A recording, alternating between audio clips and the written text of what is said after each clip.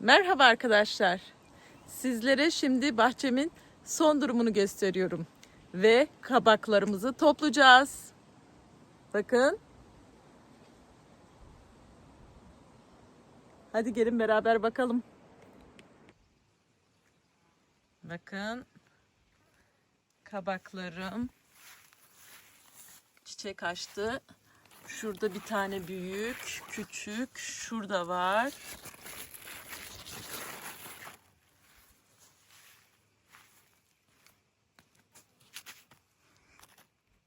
Salatalık çiçek vermiş, domates.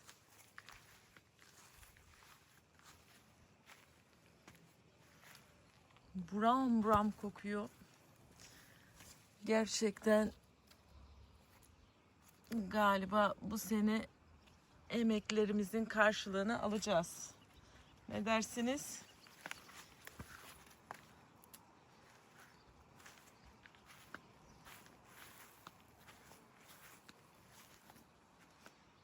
Hadi gelin ilk kabağımızı beraber kopartalım. Hop.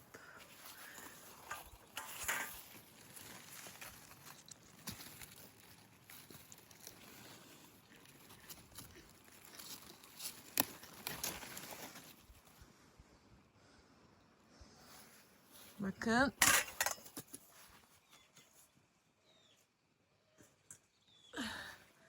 Şimdi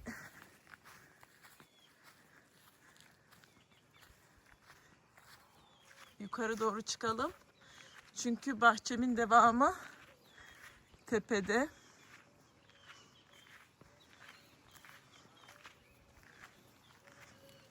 Çiçeklerim açmış. Zeytin ağacım. Çiçeklerimin güzelliğini görüyorsunuz mu arkadaşlar? Aa, çok güzel değil mi?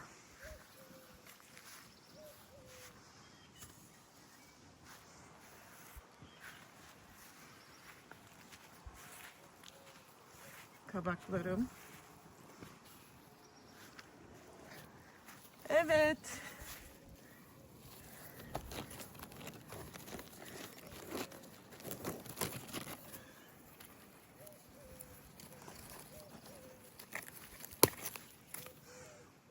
Bir tane de şurada var.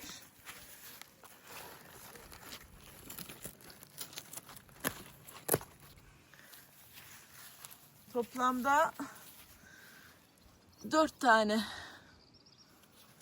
4 tane kabağımız var. Çiçeklerim çok güzel ama değil mi?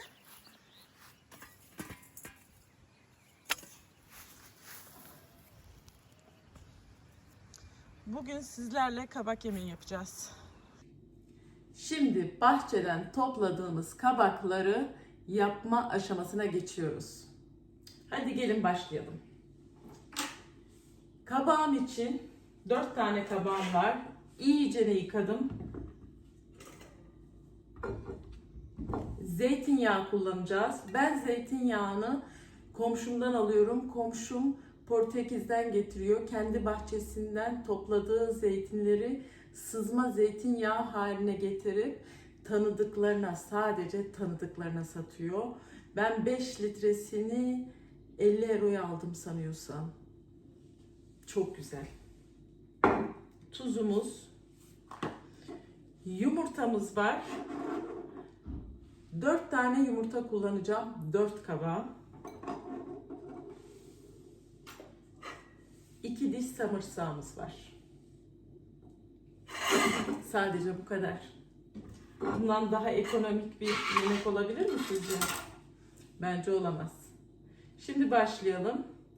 Şöyle bir aparatım var. Şunu soyuyorum. Ben bunu Shein'den aldım. Shein'den 1,5 euroya aldım. Çok iyi kesiyor. Bakın. Çelik. Gerçekten Shein hayatımıza girdiğinden beri her şeyi çok ucuza alabiliyoruz. Mağazalarda aynısı 5-10 euroya alabiliyorsunuz. Ama Shein'den dediğim gibi 1,5 euroya aldım sanıyorsam. epi, kabaklarım gerçekten çok güzel.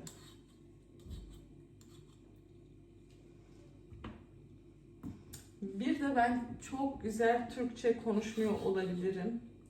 Çünkü burada hem Fransızca hem Türkçe konuşuyoruz. Bazen karıştırabiliyorum. Aslında eskiden çok güzel Türkçe konuşurdum. Ama burada hem çalışıyorum biliyorsunuz. Devamlı Fransızcayı kullanmak zorundayım. Sonuçta Fransa'da yaşıyoruz. Fransa'ya gelmek isteyen arkadaşlara sesleniyorum. Eğer yapabiliyorsanız, şu an Türkiye'deyseniz, okul amacıyla, evlilik amacıyla veyahut da tamamen Türkiye'den taşınıp Fransa'ya yerleşmek istiyorsanız, iltica artık fark etmez çünkü eskiden herkes iltica olarak gelmiş. Benim eşim de dahil. Tabii ben buraya evlenerek geldim. Benim için hayat daha kolaydı. İlk gelen gurbetçiler çok zorluklar yaşamışlar. Biz geldiğimizde rahata konduk. Ben geldiğimde evde vardı, eşim çalışıyordu, parasını da kazanıyordu. Rahattı tabii. Onlar geldiğinde evde yokmuş. 5-10 kişi aynı evde yaşıyormuş. Çok zorluklar yaşamışlar. Ben gerçekten eski gurbetçilere çok çok saygı duyuyorum. Bence çok da iyi niyetliydiler. Maalesef günümüzde gençler bunu anlamıyor. Ve de babalarının yaptığını yarısını yapamıyorlar. Düşünebiliyor musunuz? Bu insanlar buraya gelmişler, ev almışlar, araba almışlar, çalışmışlar. Türkiye'deki ailesine yardım etmişler. Evet, bizler bir de çok ailelerimize yardım ettik, akrabalarımıza yardım ettik, borç para verdik, borçlarımızı alamadık. Borç para verdiklerimiz genelde bizden küstü. İşte öyle yani, biz bayağı bir zorluk çektik ama şimdiki gençlere sorarsan çoğu kolay iş istiyor. Rahat işlerde çalışmak istiyorlar. İşte. Ve de kimseye yardım etmek istemiyorlar. Ailelerine yardım fazla etmiyorlar. Yani en azından ben pek görmedim. Çok görmedim. Var işlerinde tabii çok tatlı gençlerimiz var ama dediğim gibi işte. Evet, ben şu an kabaklarımı 4'e bölüyorum. 4'e böldüm. Bunları küçük küçük doğrayacağım.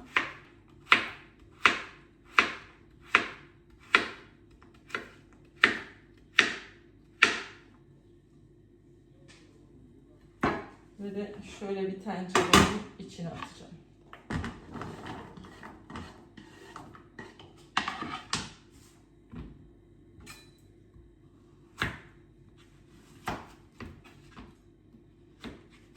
Size dediğim gibi şimdi kabaklarımı yıkamıyorum çünkü daha da su çekmelerini istemiyorum.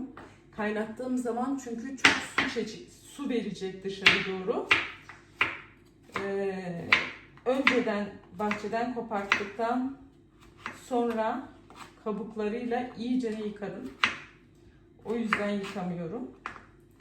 Ve de siz düşünebilirsiniz, eldiven niye takmıyor? Ben şu an evimde doğal kendime ve eşime yemek hazırlıyorum. Lokantada çalışmıyorum. Lokantada çalışmadığım için eldiven takmaya gerek yok. Bir de ben el lezzetine çok inanıyorum. Biz dediğim gibi doğal, şu an size hayatımdan bir kare gösteriyorum. Siz evde eldiven takıyor musunuz? Hiç sanmıyorum. Yani düşünen olabilir diye şu açıklamayı da önceden yapayım.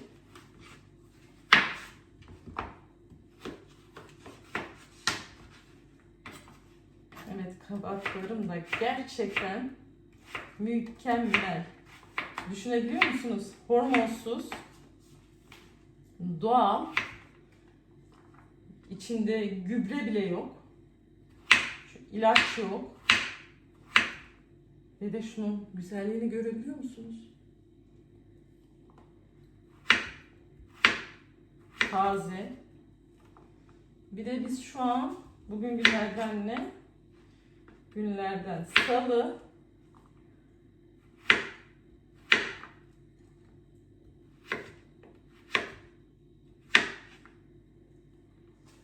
...9 Haziran'da bahçeden kabak koparttım. Geçen sene geç ektiğimiz için Ağustos ayında kopartmıştım ilk kabağımı. Bu sene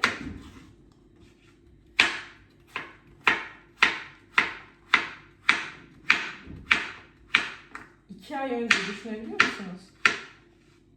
Aa, ne büyük mutluluk. Bir de bu yemek diyet yemeği olarak da kullanabilirsiniz. Çünkü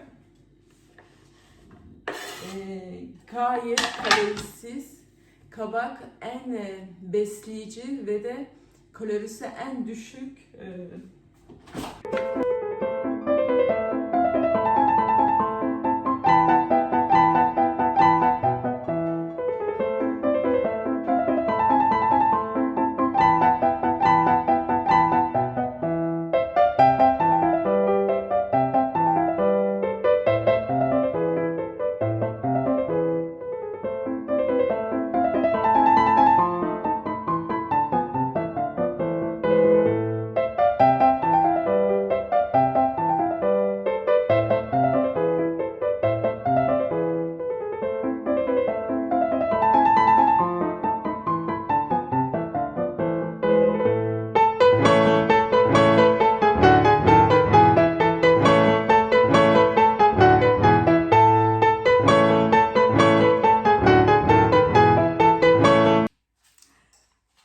Yemeğimiz bitti. Yumurtalı kabak. Çok lezzetli, çok sağlıklı, bir de çok ekonomik. Gülümle de süsledim. Gördüğünüz gibi.